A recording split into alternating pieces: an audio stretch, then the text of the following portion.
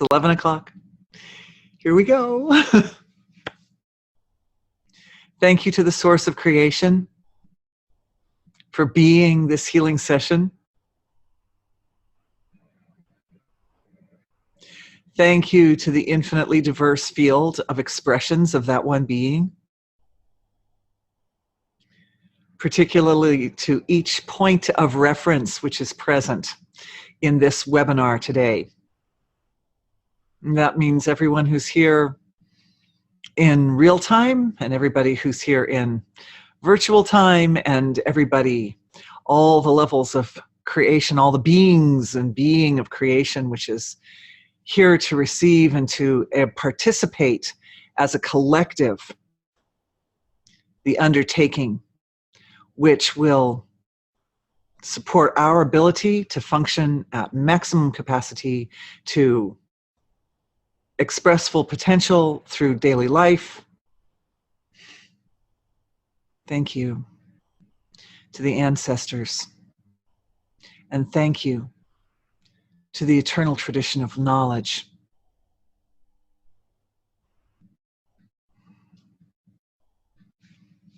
All right.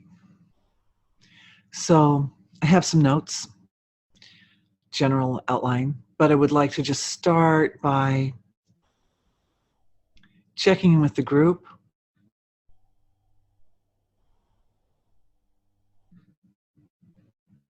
I'm just feeling into the collective here.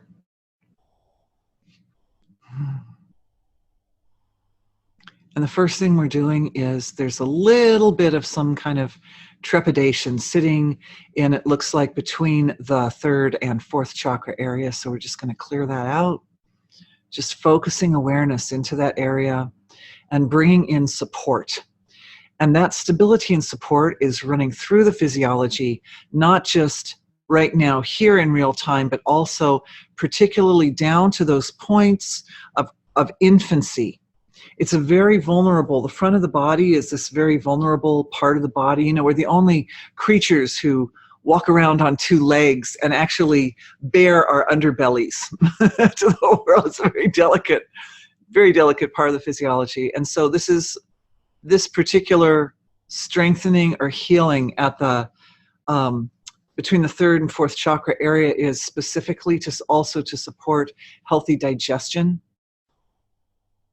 And that means capability to metabolize information effectively and capability to utilize the information effectively. The universe is bringing constantly all the information we need for literally anything we would ever want or need to do. And it's a matter of harnessing and then utilizing that information in the most effective way in order to get the results that we want.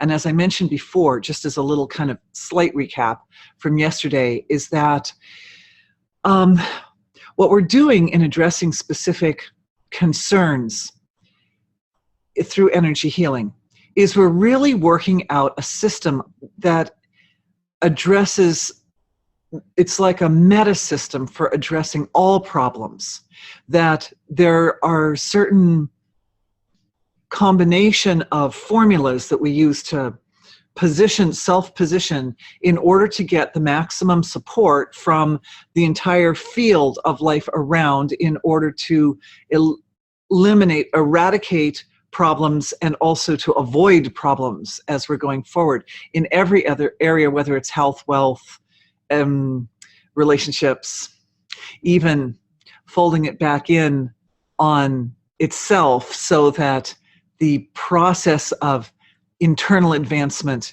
is affected. Okay, so that's the recap. And I want to answer a question here.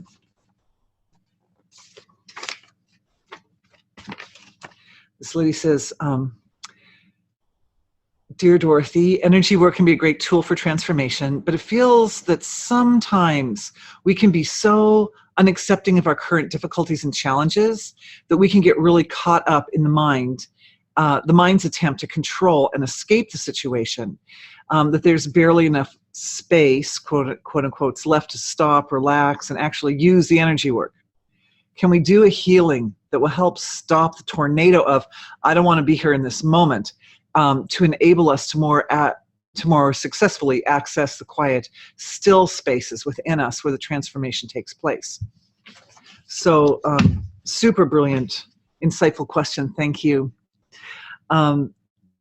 So in order to answer this, I wanted to look at a couple of points that what we need to do is we need to kind of unpack it, because there's a big emotional load, and this is also a little bit of a recap from yesterday too, because we talked a little bit about unpacking emotional loads. But there are habits. Actually, this ties into two things I wanted to say today. So the first thing is that we have, over the course of years and years and years, established reactions to experiences, and in this case, stressful experiences, that cause the body or the system to kind of go into a certain mode of functioning when we're facing a difficult or stressful experience. And those modes of functioning are not always the most successful way to approach that situation. And that includes that feeling of just wanting to get out. So the thing is that if we unpack it a little, what happens is we bring it down into a collection of pieces of useful information. And when we're looking at a package of useful information, we react differently than when we're looking at a package of emotional content and discordant material that can make a person really uncomfortable. So one of the ways of looking at stress is that it comes from intense work that's hurriedly done. And that's an old quote. My kids brought me that quote from their teacher, from our teacher, Maharishi. But what I've discovered is that there are a couple other factors that can play into this process, which can further complicate and create discord in the situation. And one of those factors is not having sufficient tools to deal, feeling incapable, but also just not having the basic tools that you need to deal with the situation. So that can also cause a lot of stress. Oh, I've got to do this thing. I've got to do it now. I've got to do it quick. And it's a big deal. And I don't have what I need to do it with. Right? Okay. And then the other thing is, oh, my table's right there. The other thing is when the stakes are really high, because sometimes you can be out taking photographs, but with digital technology, you can take a zillion photographs and you're not wasting a bit of film, and it's no big deal. If I pull one picture out of 100, then that's fine and I'm completely happy. But if the stakes are your life or your financial status, am I going to be able to pay the rent this month? Then all of a sudden that isn't the pressure. The pressure causes a reaction. Now, the thing is about these 4 elements, and this is me backtracking because I was dealing with these 4 elements like a week and a half ago or something, a week ago. And I forgot to bring them up yesterday because it felt like lifetimes. Anyway, these 4 elements in and of themselves are highly evolutionary.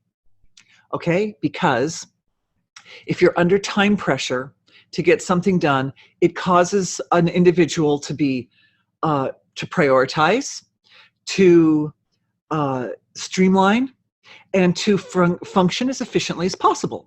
So in and of itself, time pressure is a great thing, right? If you have intensity in and of itself, like say the intense focus that an artist has or a musician has when they're, creating, but the stakes aren't high. If there's an intense focus to get just the right shot, but it doesn't have to be like, oh, the world's going to collapse if I don't get the right shot.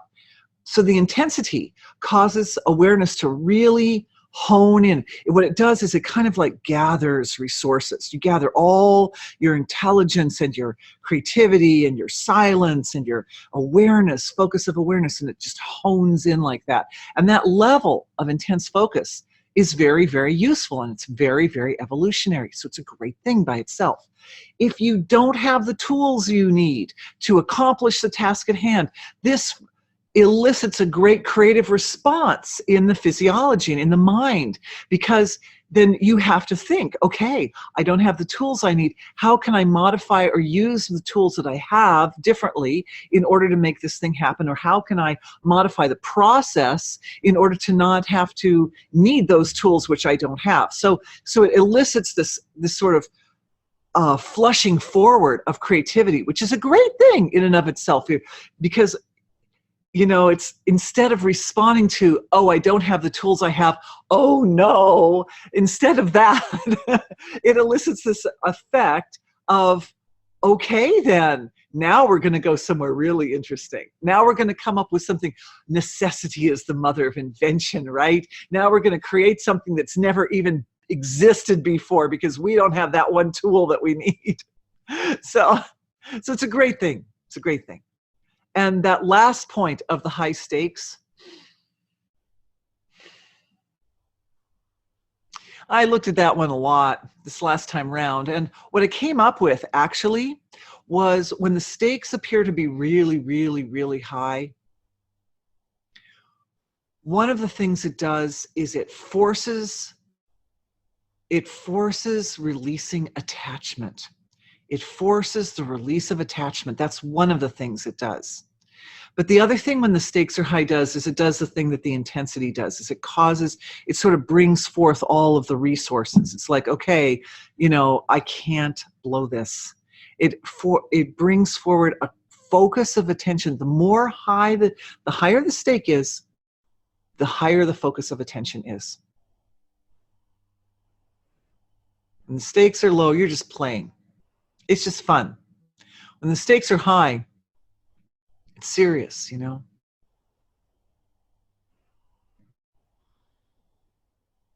when the attention really focuses, what it does is as it focuses down to a narrow point, it also reaches out and it embraces a larger wholeness. This is what it has to do. It has to both focus and expand at the same time. Because if the stakes are high, that means you are facing influences that are larger than life. They're bigger than you are. They're part of the field of creation around you, and you have to be able to embrace that in order to bring forth the internal resources to deal with the problem in a way which will actually satisfy that larger level of self. This function, to be able to get down and to focus with laser-like precision on exactly step by step what I need to do now, and be really in the present moment, and at the same time to expand out and to embrace the larger level of creation so that everything is satisfied, that I'm not just taking care of my specific need, but I'm taking care of everybody's need. That ability, that is a key. That is a key. And that brings us, so let's see.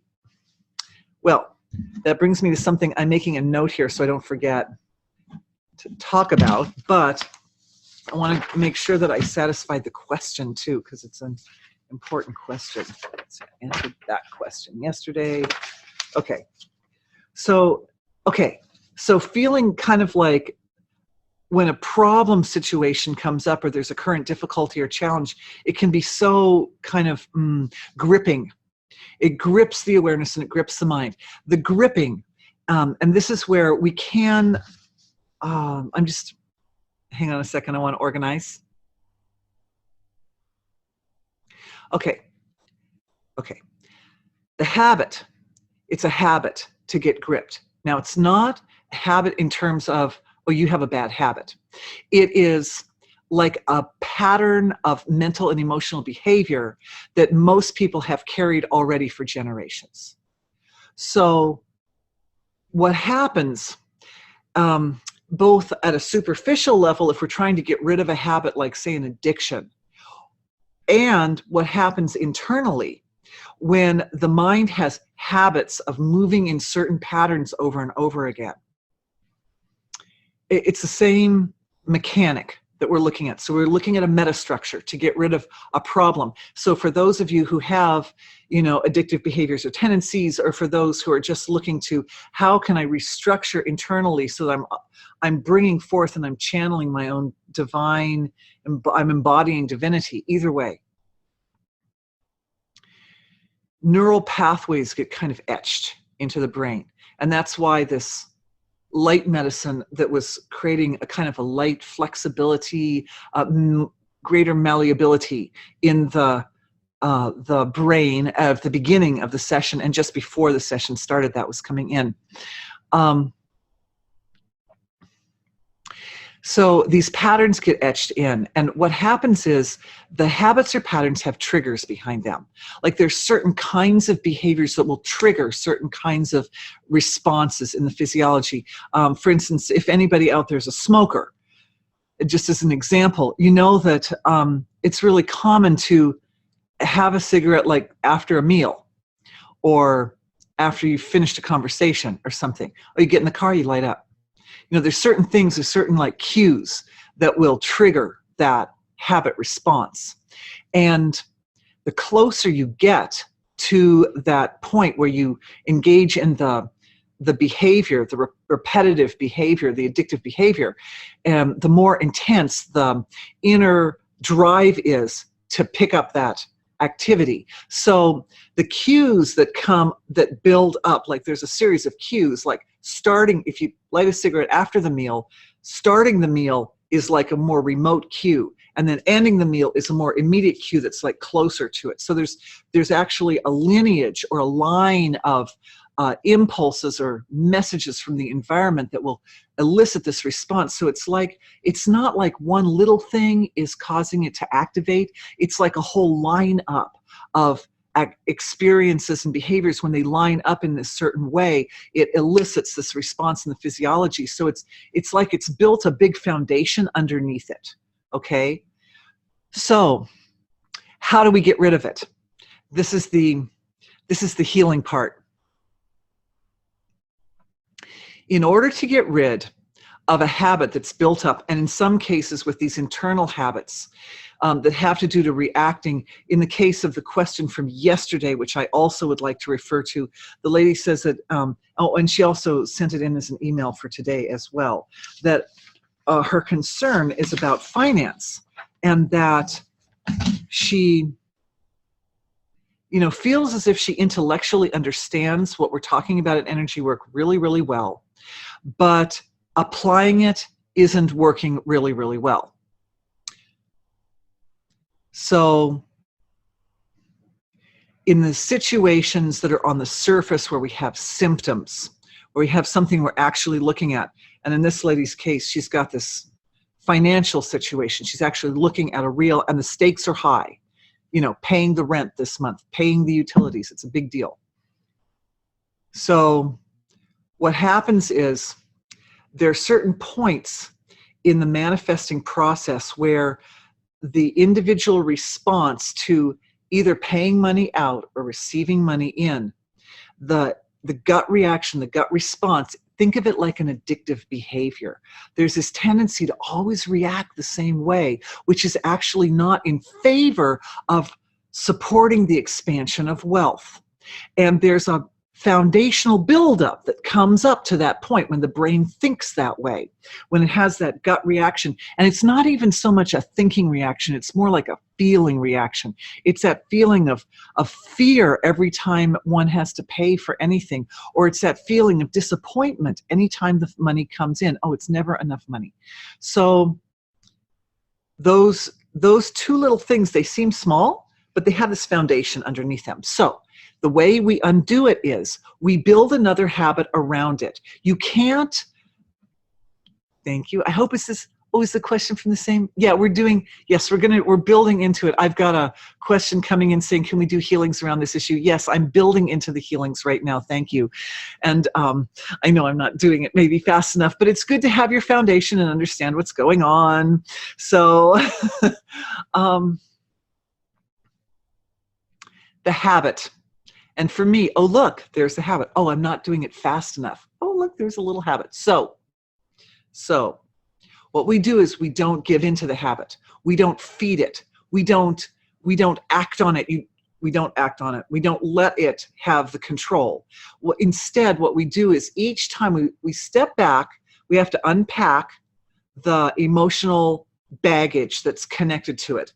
So that's the first thing. And I'm looking in at the physiology, and I'm seeing the emotional baggage is sitting between the causal and mental, subconscious and unconscious levels of the mental mind. That's where the baggage is that's connected to and associated. It's a whole lot of emotional discordant feelings and pain bodies and structures that are connected to that little gut reaction that we can't seem to unravel. So in there, as we start going into the emotional structures, there's a lot of fear. There's a lot of underneath the emotions of fear and feeling like I don't have the resources I need to deal with it, and doubt about one's own capabilities, and concern over the pressure. So there's pain bodies are specifically, I'm unpacking. This is me unpacking the emotional load here. The pain bodies are connected to the time pressure. That's one of them. And the pressure of the intensity of the stick. You know, you've got the carrot and the stick. And in the case of high stakes, the stick is right there. So the pain bodies are connected with that. And along with that, there seems to be a warped or mutated energy associated with deep in the gut area. And it's associated with using your own power to undo problems. So this is the package as it exists. There's a lot that I could say about that last point about using your own power, so I'm just going to make a point about it.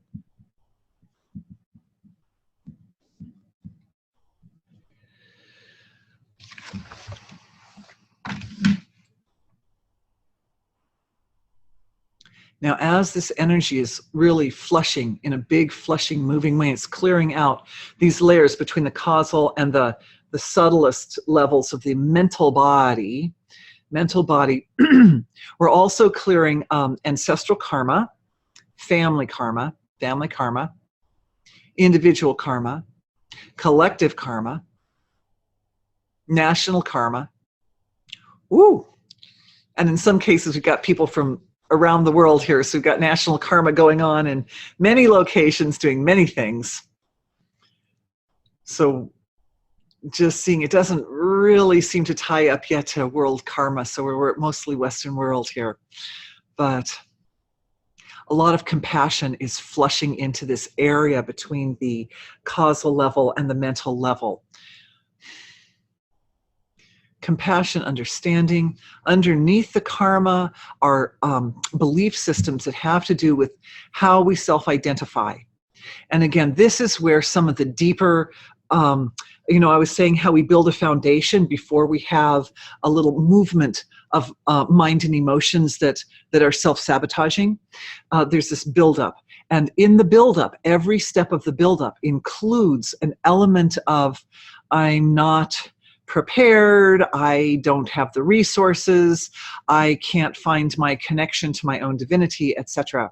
And identifying with, and this brings me back to the first question that the lady says that she gets so caught up in the problem that it's she has trouble finding her space, and that's where individuality has become identified with the experience, or has become identified with the problem. So right there is where we need to make the break. And in order to make this break, what I'm seeing is we actually need to fortify the connection. And this is doing exactly what I just said about getting rid of a habit. Is it's not that you immediately completely dissolve the habit, although we're going to get there in just a second, but we're aiming in that direction. But what you do is you make a soft cushy around that habit, and you say, you know what? You've been part of my functioning. I've been functioning like this for a long time, but I love myself and I deserve better. And I'm going to prepare myself by dissolving this foundation that builds up to this bad habit, which is what we're doing. This is the dissolving of all the discordant feelings and the belief systems and the structures that are behind that moment of self-sabotage. So dissolving all that stuff, then you're saying, I love you, and I realize that you're etched into my brain physically, and you're part of my neurochemistry. And so when we're dealing at that level, and this is what happens, is we've built up this system. It may look mental or it may look emotional, but really everything is connected to everything. And so we have to honor the physicality of the reality of that self-sabotage. This is so important, everybody. This is so important, because when we've got a situation which doesn't seem to resolve, what's happened is we've created a full, complete loop of manifestation of that problem or on that problem, which means it goes all the way through to the physicality and all the way back down to the subtlest level. And so to undo it, to pick it apart, to unpack the load, we have to address everything. So at the physical level of the body, there are neural pathways that are connected up to that self-sabotage reaction. And to undo the neural pathways physically, it's necessary to pad them up with some, this is where it gets really interesting and really good. We pad them up with an impulse which is the opposite of the self-sabotage. So there is, for every time there's a feeling of, oh, I can't believe I had to pay, X number of dollars for my rent. For every time there's an oh feeling, then what we do is we pad it up with a feeling of, oh, it feels so good to have my rent paid. Wow, that was really nice. Thank you, me, for allocating the money I needed to allocate to that particular activity, because now I have a safe, comfy, wholesome place for the next week. And it was so worth it, because I am so worth it. I am so worth it. This is a redefining self. One of the deeper parts of the foundation behind the self-sabotage is that self-definition of, well, I feel a little resentful and angry because I really don't deserve it anyway. Done. Who is doing the deserving? Divinity has a zillion million points of reference in the universe, and you're one of them. So who's having a nice house to live in for the next month? Divine being is having the experience of comfort so that it can explore and expand into areas that are more important for you to be, places that are more important for you to be than simply worrying about, if the rain comes down, is it going to get my hair wet?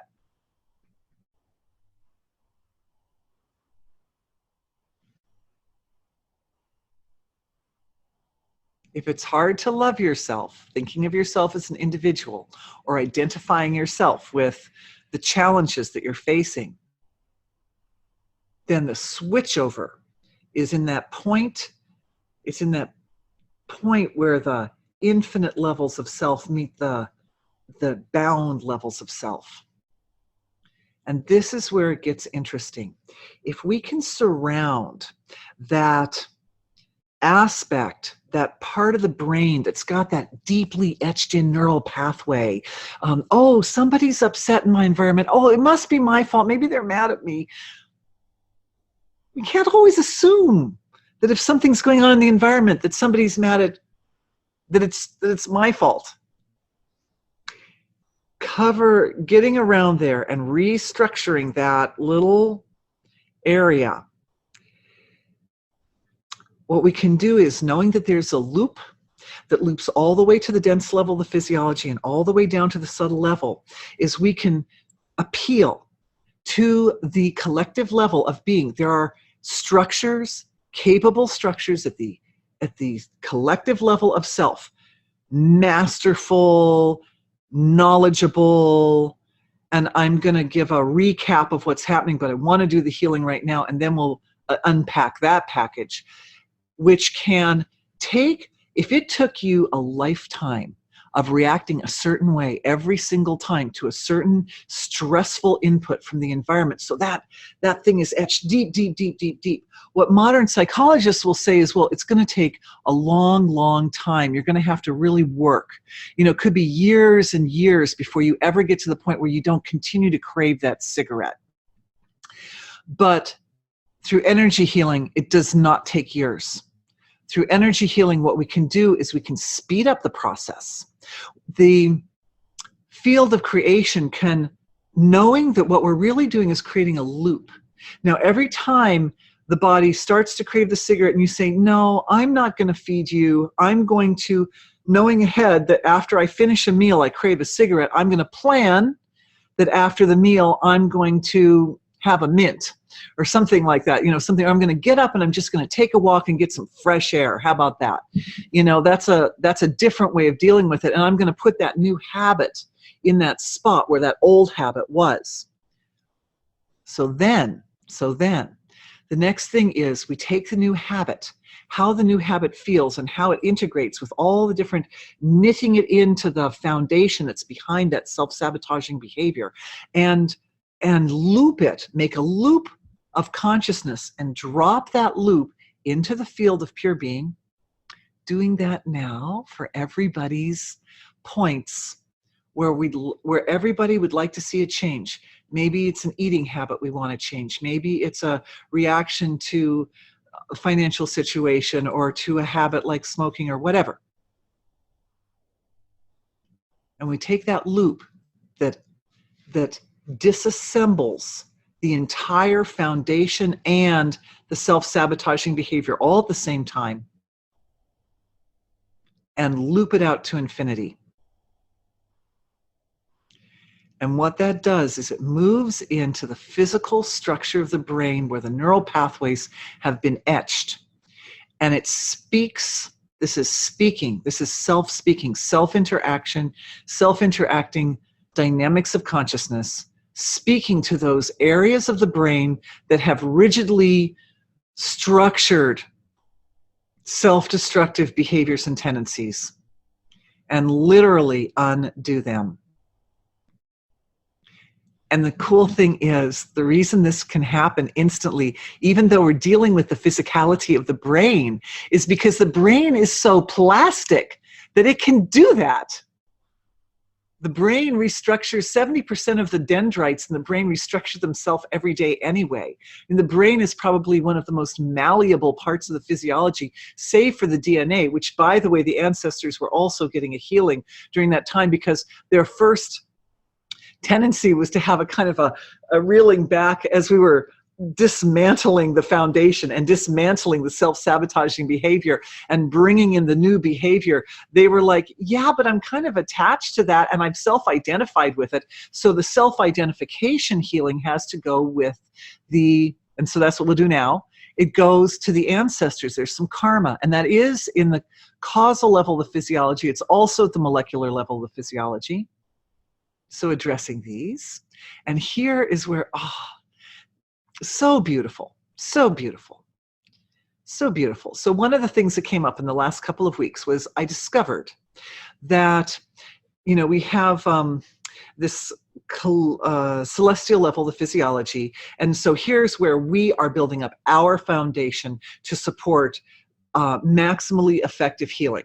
The healing point itself may be, we can compare to that little self-sabotaging behavior. It can be just a small bit at the end. But if we build up a really nice, big, thick foundation underneath it, then when we get to that point of that moment of healing, all of a sudden it happens in a very kind of complete and thorough and satisfying way that actually addresses those symptoms on the relative level of creation. So building up the foundation,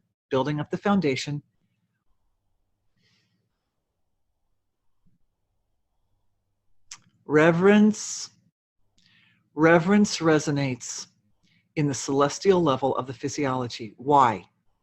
Because reverence is like a key that opens the door to the eternal tradition of wisdom. Reverence, let me say that again because it's really important. Reverence is the key that opens the door to access to the eternal tradition of wisdom.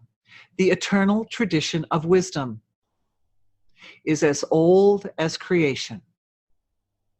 It is older than what we think of as the manifested universe. It is old. It has always been.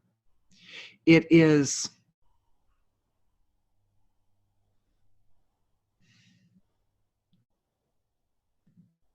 it's also the source that feeds the intelligence of the aspects of self that we engage for healing.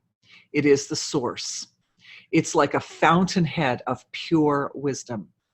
And clustered all around it, all through and through it, it's actually comprised of the being or the souls of the greatest knowers and geniuses and seers that have ever lived, that have ever existed, that still exist, not necessarily still existing in fleshy human form, but absolutely still exist. Eternal. That's why we call it eternal. And reverence is the key. And reverence is one of those resonations of consciousness that integrates other resonations in it, just like the Mothers at Home resonation, which we talked about in previous webinars, integrates a lot of others. This one also integrates. It integrates devotion. It integrates love. It integrates respect. It has all these as like part of it. So this is me unpacking the reverence so that we understand what we're working with here. And that when that resonates at the celestial level of the physiology, it resonates not like a single thing, but like a single thing, but also like a multifaceted single thing, like a matrix. It's like a matrix of reverence, which includes and incorporates so many other, at both immediately obvious other positive effects and benefits, but also remote ones. So this is what's humming. This is the healing. It's humming at the celestial level of the physiology. At the collective level of the physiology, this reverence that opens the door to the eternal wisdom of creation, the eternal wisdom starts to feed in to the collective level of physiology. What we're doing here literally is we are working our collective of our webinar together. We're a single unit and we're doing this healing work. And this is the point where I'm just reporting as it's unfolding. I'm off my notes, in other words. This collective level of creation is where the vital beings reside, where these thread-like structures, which are, again, you could almost say are like the body of the eternal tradition of wisdom, if you will. So this is the eternal tradition of wisdom through reverence, feeding its own nature with pure knowingness, pure knowledge. So we've got basically a loop going on from the collective level of the physiology to the celestial level of the physiology, and back and forth and back and forth. And that reverence sits like it's oiled up in the gap between pure unmanifest being, the source of creation, and the deepest level of manifested self. And reverences can be connected, for those of you who have the Vedic science thing going on in the background, that can be, the reverence is connected to ojas. There's a relationship between reverence and ojas. They both have a kind of an oiling up or nourishing effect on the consciousness. It's the same. It's the same. They're related to each other. So that's humming at the collective level. Now, this is interesting, and this again is a little bit of back information as we're working up into the next part of this healing, is that if the collective level of the physiology looks like a fabric or threads, then what happens is we get to the denser level of the collective physiology, just at the upper edge of it, right before it meets the causal level of the physiology, there starts to become a kind of a clumping of the threads, if that makes sense. And I can use my shirt as an example, that if you pull out a single thread and you say, well, You know, are you a single thread? The thread says, no, I'm the whole shirt, because the thread goes back and forth and back and forth and back and forth through the whole shirt. And that's the way these threads are. They're completely systemically enmeshed in the collective level of creation. And they're at that level, we're still thinking in terms of wholeness. Everything thinks of itself in terms of wholeness or completeness. No, I'm the whole. But when you get up to the denser level of the collective body, what happens is the threads start to clump differently. Like the threads here are woven together a little bit differently than the threads right here. And here they're folded over so they make the edge of my shirt, whereas here they're not, and so forth. So you get these different, if I had a knit sweater on, you know, it would be even a little bit more dramatic.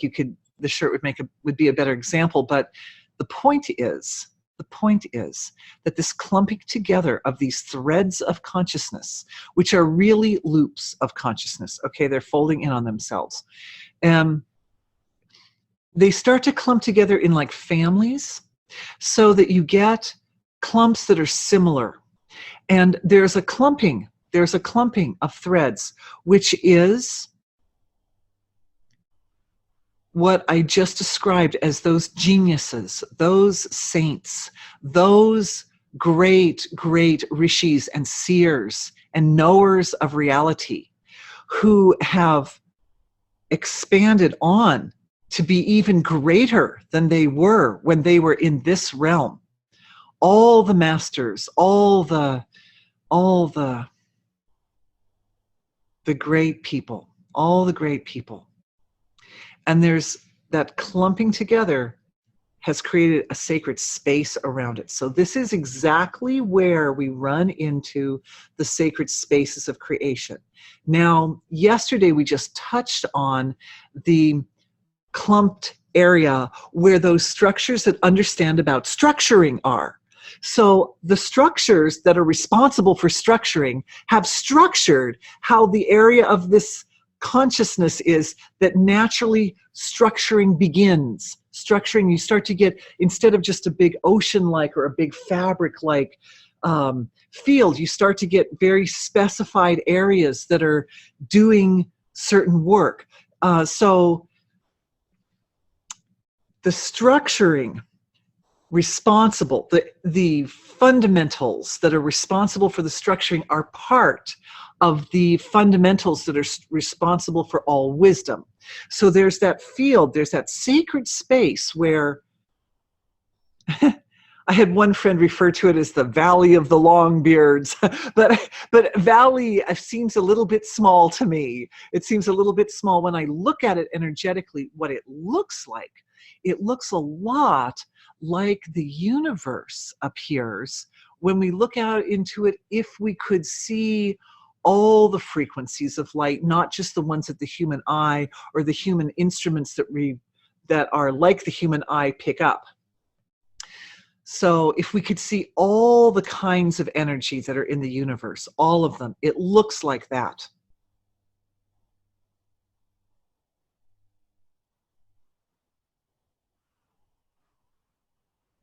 The atomic level and subatomic levels of creation look like that too. And is it no surprise that we find at this first point where the clumping begins, that we see that form or shape reflected at the extreme ends of the manifested spectrum of creation? It's not a coincidence.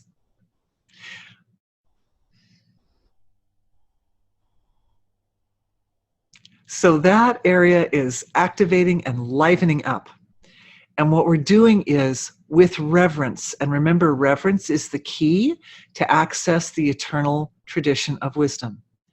So reverence is moving through that area between, it's almost like it's so detailed, I feel almost like I should make another level and make 9 levels instead of 8 levels, because there's so much going on there. But reverence moves into this level between the collective and the causal level of being, and draws the field, which is the self, and this means all of our smaller specific parts of our self, deep, deep, deep, deep into that area.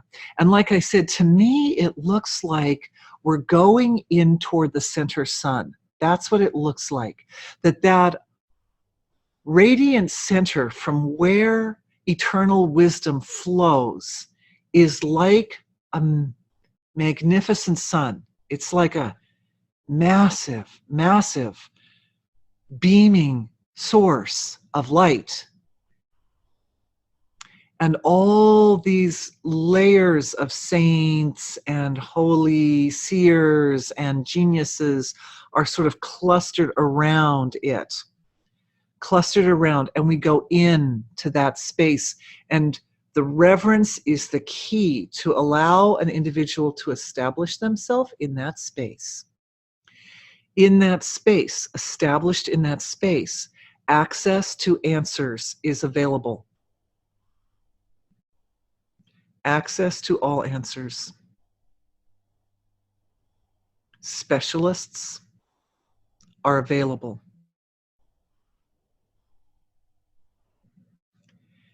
I'm seeing the collective level, the celestial level of the physiology switching a little bit, because the reverence is starting to integrate into the denser levels of the physiology. So what's happening at the celestial level of the physiology is that deep, penetrating, immutable silence of being is stabilizing as a resonation of living expression at the collective level of the physiology. That, for those Vedic science followers, Shiva, that deepest, deepest silence, that immutable, unquenchable. You can't get over it, you can't get around it, you can't get under it, you can't get through it. It's just, it's all consuming silence.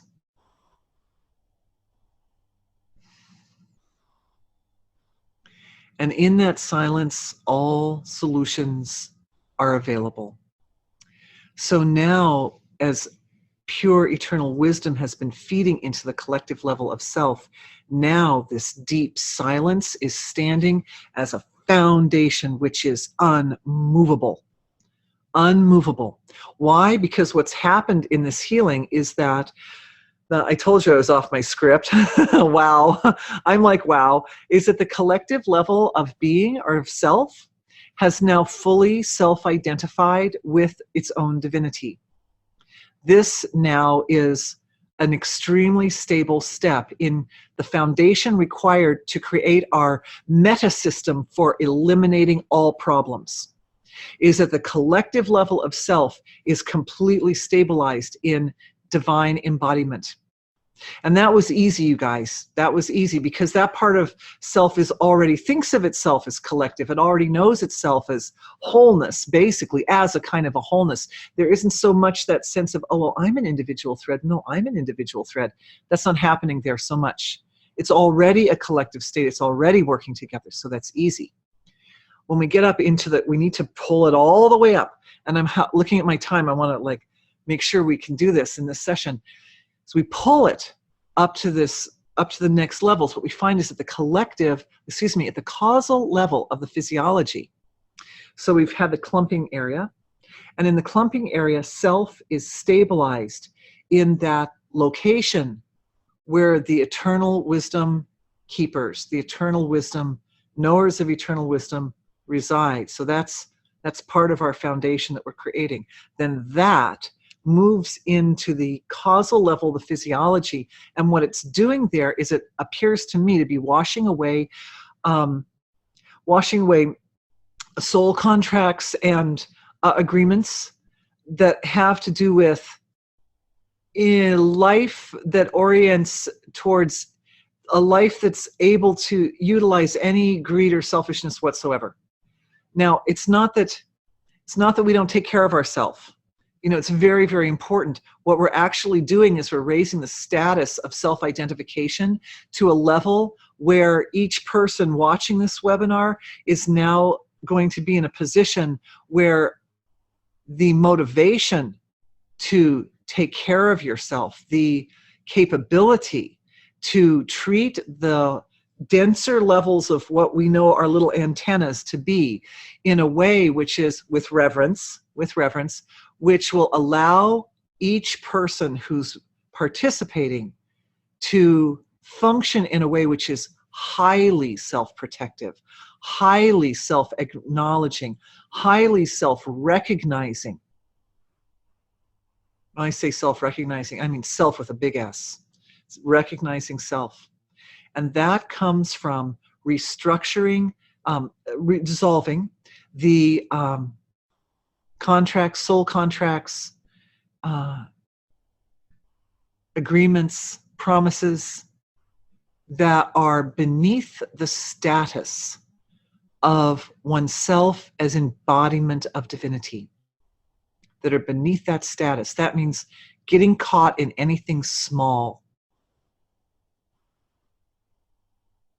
Doesn't mean you can't still enjoy a delicious meal or a fun day at the beach.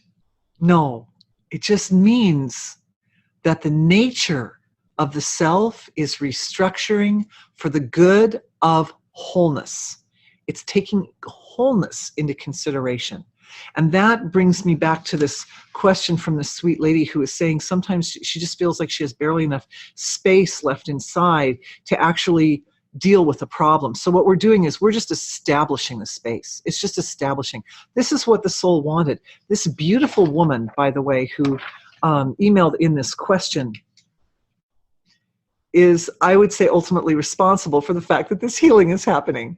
So thank you, my darling. Thank you for being that person, for holding that position. And by just innocently, lovingly wanting to know more, having created the context by which this particular level of healing can take place. Now, at the causal level, when we're dealing with karmas, and remember I talked earlier about family karmas and ancestral karmas, again, we really have to extend the healing that we did earlier, where we undid the old self-sabotage habit. Remember that? We need to extend that to the family, because what I'm seeing at the causal and also astral level of the self is a lot of family karma, collective karma. So just the same way that our own neurophysiology and our own entire system of self, of manifested self, is able to undo thousands and thousands of tiny, tiny steps in the wrong direction, is by providing the impulse of evolution and then dropping it into the field of pure silence. And it has that foundation behind it already, so that it multiplies out to infinity and it can restructure for the ancestors. It's very important that what's restructuring for the ancestors is their own self-identity, their own self-definition at the causal and astral levels. And up, remember we were looking at it from causal, astral, emotional, and mental. So that's the area that's getting addressed right now, that area. Okay. And it's self-identification. And of course, this group is offering it as this huge, beautiful bouquet of flowers gift to the ancestors.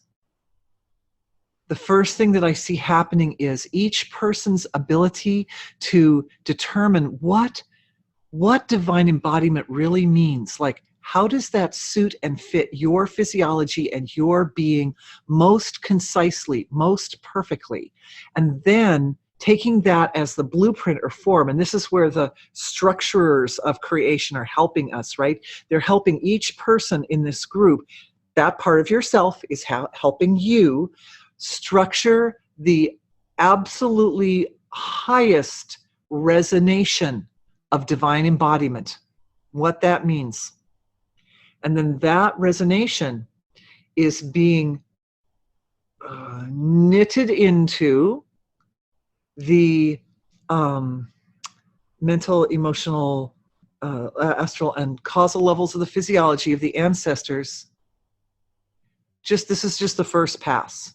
The first pass is it's a presentation. It's a presentation of something so beautiful, so glorious, so exquisitely irresistible. It's irresistible. And it's eternal. It's always been. Divinity has always been, right? So it's not irresistible like, I'm going to force you. It's irresistible like, nothing in creation is more attractive. How could anyone ever possibly pull away from something they love so much?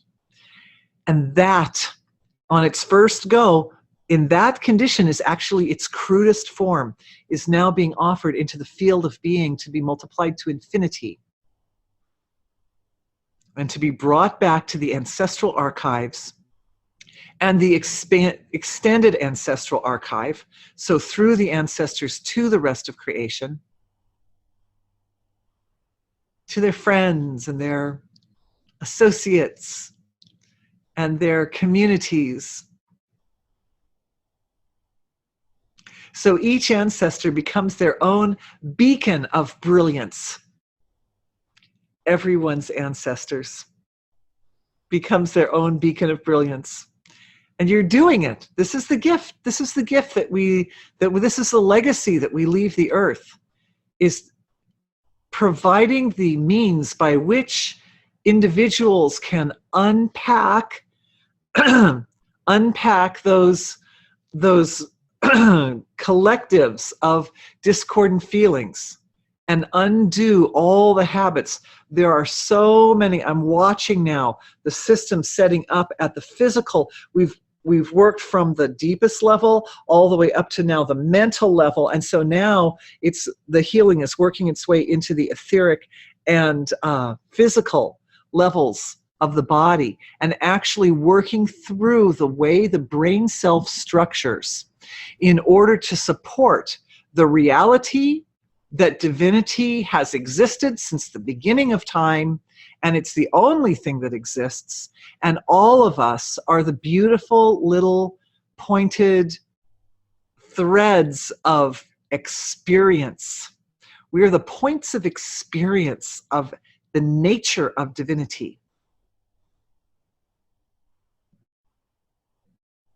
One of the interesting things I see happening, and maybe this ties back to the lady with the little bit longer question, is that I'm seeing definite restructuring of the way people are feeling about their work.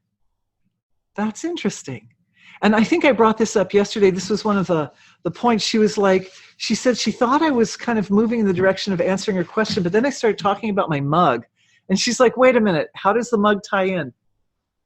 So I thought it would be interesting to go through this with just a little bit more detail, because it's the reason that we're sitting together doing this is so that I have the position of breaking it down a little bit and drawing pictures with words. I'm using my words to help illustrate. And that helps expand the channels of the brain to form themselves around the pathways that are going to bring maximum expression of your full potential. Okay. So when a person is a beginner at something, making pottery, here's the mug. Someone's a beginner potter. They're a beginner potter. At first, the teacher tells them how to do the pottery, and it's an intellectual process. The teacher says the words, and the student learns, this is the clay, this is the wheel, this is the kiln, this is how you wedge the clay, and they learn the basics. And that, in the beginning, is it's an intellectual process. However, after doing it again, after a while, certain of the movements they go into like a muscle memory level. And that when that happens, it's also because the process has etched its way into the brain, right? In a way so that the brain has some little ridges in there that are associated with how does it feel to wedge the clay in the most effective way? How much pressure do I put from the inside of my hand to the outside of my hand so that I keep my pot balanced while it's coming up on the wheel or whatever? There comes a point where those actions have accrued, one has accrued the actions enough times or performed them enough times that the brain relaxes and doesn't have to think it. It just happens spontaneously and automatically. The muscles remember. The muscles remember. At that point, the mind relaxes. When the mind relaxes, something very magical happens in any art form, whether it's dance or music or 3D or 2D, it doesn't matter. And that is that the mind goes to a place where the soul, where the structure that's in the clumped area for that particular art form. So there's a clumped area for music, and there's a clumped area for dance, and there's a clumped area for ceramics and painting, et cetera, et cetera. So in that clumped area, there's an overseeing intelligence that's responsible for that structure, that area that structures that particular art form.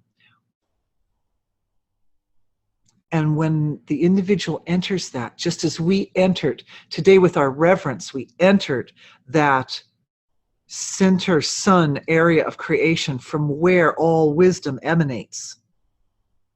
By the way, note the energy signature of that location and visit it often, because it's really a great place to hang out. But when one enters, say, the sacred space of ceramics, there's a feel in there. There is a life force. It is a personality. It is a living being without a physical body. No, its physical body is made of every single wonderful ceramic, or, every single thing that's made of earth and water and air and fire is born of that mother. And so we go into that space. One unites with that mother. And here's the kicker, is that what happens at that point, when the experience comes on, you become that. It is the self. It is you. One gets a chance to deeply appreciate and experience oneself as a divinely embodied form of creation, which has specific capabilities, characteristics, and qualities which are unique to it, just as our bodies are unique. Like everybody looks a little different, everybody's perspective a little different. So the home of wonderful, isn't that the most wonderful object? Look at that. That intelligence that made this amazing object is one's own self, and we experience it as myself. One of the ways we do it is by going in there physically and engaging in the process of creating that product. That's what ceramics is. It's engaging in the same laws of nature that Mother Nature engages in when she makes pretty crystals. So it's no different, and the feeling is no different, and the experience of self is no different. That power that makes that crystal is no different from your own consciousness. But with energy healing, what we do is we take that experience. What are the steps that the mind goes through to create this piece of pottery, and then drop it into the field of pure being and let it multiply out to infinity, so that it loops and loops and loops and loops and loops, and it stabilizes in the system. Stabilizes. So that the ability to recognize oneself as infinite being is never lost. And it works its way in, and this is what's happening right now at the physical and etheric levels of self. It's like softening its way in to the finer levels of the physical body to re-establish a shape and form at those levels that allow the experience of myself as divinity to be the experience, to be the all-time experience. And the bliss the bliss that comes from interfacing with difficult and challenging situations and taking those things and leveraging them like an opportunity and making gold out of them. Because that's what the meta system does. I'm calling it a meta system, but sometimes I call it energy healing. It's a thing. It's a thing. It's a way of approaching any problem that supports the ability to move in and transform it. So right now what we're transforming is our ability to transform. And this is happening at every single level of self. It's happening at a very powerful and complete rewiring of the brain. And it's happening at the etheric level of the body. What I see happening there, and I haven't talked very much about what was going on at the etheric level, but this would be a good time to do that, is that the etheric body has the ability to experience pleasure and pain, hot and cold. It experiences also a lot of the feelings, that emotions that we feel, that we experience, can get kind of caught up in the etheric level of the body. So there is a feeling that is identified with being in the state of maximum capability, with being in the state of divine embodiment, with being in the state of living and expressing full potential with complete dedication and devotion and reverence and passion. That energy frequency is communicating. It appears to be communicating actually through the astral, through the etheric level. So all these levels are getting that. And that's good, because we were doing a lot of family healing and ancestral healing down at this deeper level. And so the ancestors are also getting that, I infer from what I'm seeing. So that structure, what it does is it's like a drug, or it's like a medicine. It goes into the etheric body and it promotes an effect which is extremely nourishing to the dense level. The etheric body kind of feeds directly up into the dense level of the physiology. So what your etheric body feels, for the most part, we interpret that as my physical body is feeling it. So in a sense, up at this denser level, there's not a big separation between what's happening for the etheric body and what's happening for the physical body, at least at this time.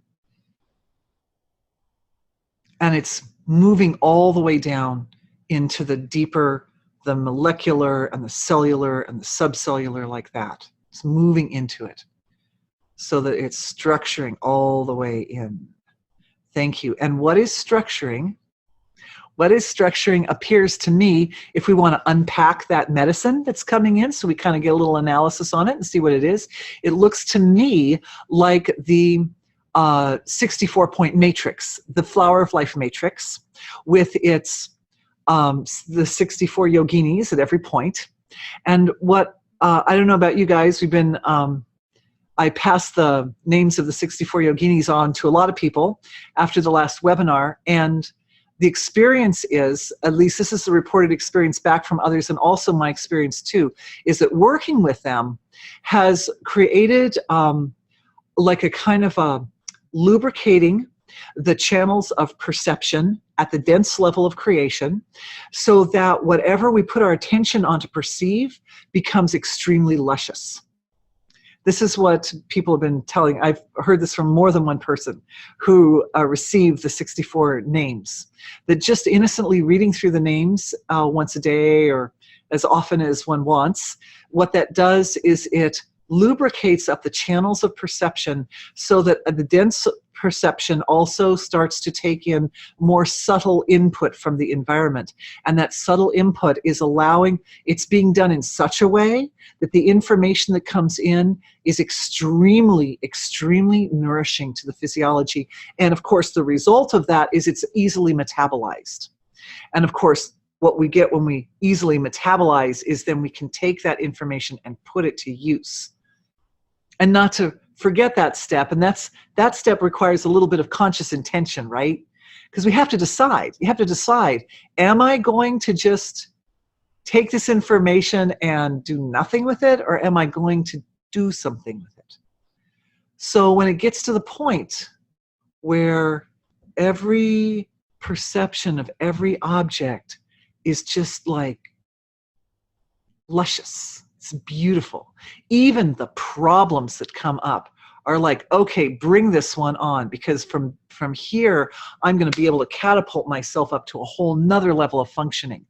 And where all this is set up. So I wanted to say that on the level of conscious doing, what can I consciously do then to support and enhance this healing that we've done today? Here's what we can do. We can learn to place perception or awareness at various points in the antenna, because this sensitive antenna is designed to pick up information from the universe. Well, guess what? Different parts of the antenna pick up information differently. It's very, very valuable to have a perspective on all the information coming in. It helps you unpack those conglomerations of overwhelming information. When we're faced with a challenging situation and we've got some deep, dense emotional baggage that we're trying to unpack, it's really helpful to be able to address it from different angles, right? So this is an exercise. This is something we can do, is we can exercise the ability to place perception at the different nodes in the physiology. We're used to, as human beings, we almost exclusively, not everybody, but most people, the majority, I would say, of people almost exclusively place their perception up in the sensory area of the body. And they're reading their world, and they're looking at their world through the eyes and through the ears and through their thinking about it with their head. But the point of awareness can be consciously placed anywhere in the body. We know there's some people that are just more heart-centered, right? And God bless those people who have in their lives taken actions which kind of debilitated or degraded the thinking process a little bit, and they become very heart-centered people. And they actually experience the reality through the heart more than the head. Some people do.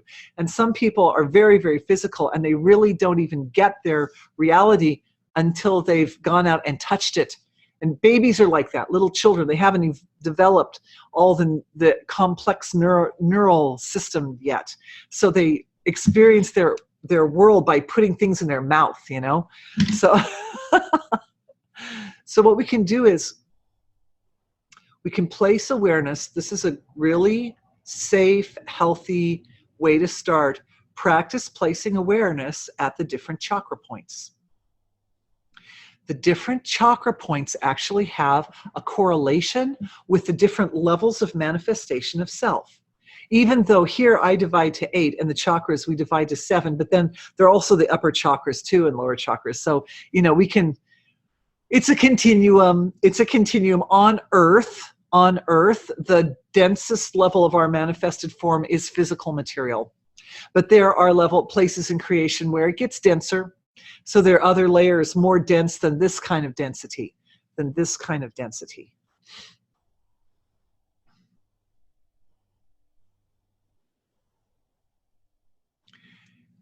Putting awareness in the first chakra and just experiencing reality from there. It's luscious, isn't it? Reality appears quite luscious from the position of the first chakra. Putting awareness in the second chakra area and experiencing reality from there. That means awareness just below the navel. It's exciting. The world is a very exciting place from that point of perception. There's a lot of energy available, and they correlate. This first level and the second level correlate with the collective level and the celestial level. It's very visceral experience. This helps. It helps. This exercise will help you know your celestial body and know your collective body. Because when you place awareness at the first chakra and experience the world from there, you also experience yourself, your celestial level of self. Transcends a lot of boundaries. It's no speaking. Let's go up to the third level.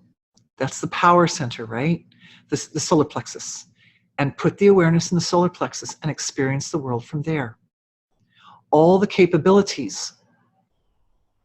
There's a tremendous capacity at that level of self to draw in resources that you need, including financial resources. But it's very interesting that it correlates with the causal level of the physiology, because the causal level of physiology is where your pure potential sits, where your potential and the ability to actually take that potential and start to manifest it is right there. And that's also the energy of the third chakra. Now putting the awareness at the fourth chakra, at the heart level. And that brings us to the astral level of creation. And that's the level of creation where we really interface with the collective, where we understand ourselves. Physically, the astral body is where we interface as individual antennae with the world as a whole. And that is where the reverence, and at this point is stabilizing, still stabilizing from the healing that we did earlier, that restructuring that allows each person to function as a dedicated contributor to the collective. Because that's actually the point where we start to differentiate from individuality to collective. So dedicated contributor to the collective, right there in the heart. And that's the heart chakra. And all people, all the saints and all the people who have lived lives of deep social commitment and deep dedication, they've had that chakra. That's the chakra that drives you to do things that are so good for everybody. That's the chakra that does that. So when we look at the world from the heart chakra, we just adore everybody, accept everybody, no judgment, no expectations. Just what can I do? How can I make your world a better place? Move up to the throat. I know we're just a couple minutes over, but we're almost through, right? Move up to the throat, and that's where we come up to the emotional body. Now we might think, wouldn't the heart chakra associate with the emotional body? In a way it makes sense, but actually, the emotional body correlating with this area of the self is where we actually integrate our entire emotional paradigm, and all the belief systems around emotions and so forth are made real through the interaction with this part of the body, because this is the point where we interact with the world. We speak. Speech comes from here, and self-speech comes from here, and also everything we do with our hands, so everything we make comes from here, and also the shoulders, which carry the burden of responsibility of everything that we make and create and do for others and so forth. So that's the area that's connected to the emotional body, because the emotional body forms as a byproduct. In fact, all these dense levels form as a byproduct of the interaction between the subtle levels of self and our outward daily experience on the sensory level of creation. I hope that makes sense. As we're going through, by the way, each area is getting a little purification, little integration and stabilization of that deep, immutable silence, and the identification of self as divine embodiment is also happening in the chakras as we're going up. Now to the chakra that we're used to perceiving the world from. Oh, well, this is all very familiar up here, isn't it? From this level, there's it does no surprise that it correlates with the mental level of the self, because it's all thinking and understanding and perceiving, and we've done a lot of work for this area of the body today, all the restructuring for the rewiring for the brain and the support of those systems that will undo self-sabotaging behavior. And those, I would just want to reiterate, and creating another layer of that those healings to undo self-sabotaging behavior are rolling out to infinity, so that instead of having to go through the painstaking process of disallowing the self-sabotage every time it wants to come up, what's instead happening is it's being rolled out to infinity, so it's covering every point in the past and the future. It's undoing it. It's undoing the self-sabotaging behavior. Finally, we get up to the crown. And as I mentioned earlier in this healing, the etheric body kind of feeds into the physical body. So there's a really close correlation there anyway. And it's interesting that this is the point in the physiology where the divine self meets the physical self, actually. So it's almost like no surprise that we can find etheric and physical up at this level of self, because that's like, it's kind of like if you make a mandala or a circle or a necklace, you know, it's like the clasp. That's where the two ends meet, where the infinite, divine, unbounded self meets with the physicality of self. All right. So thank you, everybody, for being with me. I'm looking now, just looking at my notes, and I see there's still a couple notes I didn't completely cover. So that means we've got something yummy and wonderful to look at for the next webinar. And I just want to thank everyone for being with me today, because it was very exciting to be with you and to do all the healing work that we did. I really hope, I'll email the ladies who had questions just to make sure that their questions got thoroughly answered in today's webinar, because I want to, that's really important to me, that you guys go home with something practical. So the practical step is practice placing awareness. It only took, it took 5 minutes to do that at different points in the physiology, and just innocently look at your world from those different points. As you do that on a regular basis, or just do it once and then offer it to infinity and let it roll out to an infinite number of times you've already done it. Oh, thank you, Michelle. Yeah, just do it. And then what'll happen is this is going to integrate experientially your perception of the finer levels of self, and also your control, like learning to play a musical instrument, over the ability to utilize the potential at the different levels of self, to start to work it like a symphony. You can do it. Thank you. Thank you for the validation. I love you all dearly, and I'm really looking forward to sharing with you in the next session, which will be in about 3 weeks. Have a wonderful spring, everybody. Bye.